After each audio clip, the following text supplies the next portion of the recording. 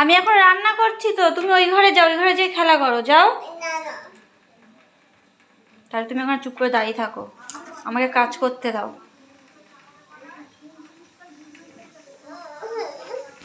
কি হয়েছে? আমি তো এখন তোমাকে কোলে নি, তাহলে আমি রান্না করব কি করে? তোমাকে নিয়ে নিয়ে কি আমি এখন রান্না করতে পারবো? আগে বলো। মাম্মামের এখন আবদার, ও আমার কোলে উঠবে। এবার তোমাকে কোলে নিয়ে নিয়ে আমি কি করে রান্না করব বলো? বাবা একটু পর চলে আসবে, এখানে বাবার জন্য রান্না করতে হবে তো। তুমি তো এখন বড় হয়েছো, তোমাকে নিয়ে নিয়ে রান্না করতে পারি? না, পারি না মাম্মা, তুমি নিচে বসে খেলা করো। হ্যাঁ, হবে না তুমি? তাহলে আমি রান্না করবো কি করে?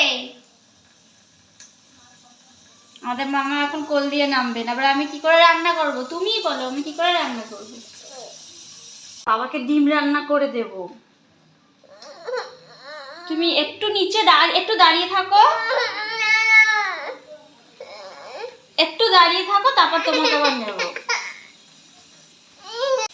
এরকম করলে আমি কিভাবে রান্না করব?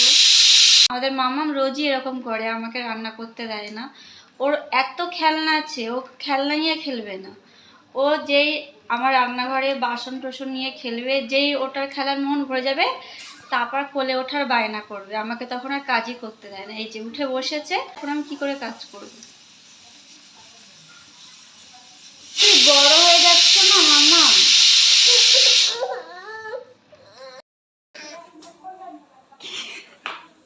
আমি এখন ওকে পরে নিচ্ছি।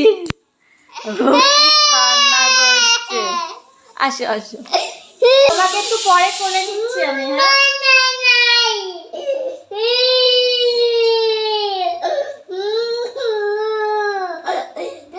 সবাই কিন্তু দেখছে, সবাই কিন্তু দেখছে তুমি কান্না করছো, তুমি মাকে কাজ করতে দিচ্ছ না, কোলে ওঠার জন্য বায়না করছো, সবাই কিন্তু দেখছে। সবাই কিন্তু তোমাকে পচা মেয়ে বলবে, বলবে কি মাম্মা একটা পচা মেয়ে, তাই বলবে।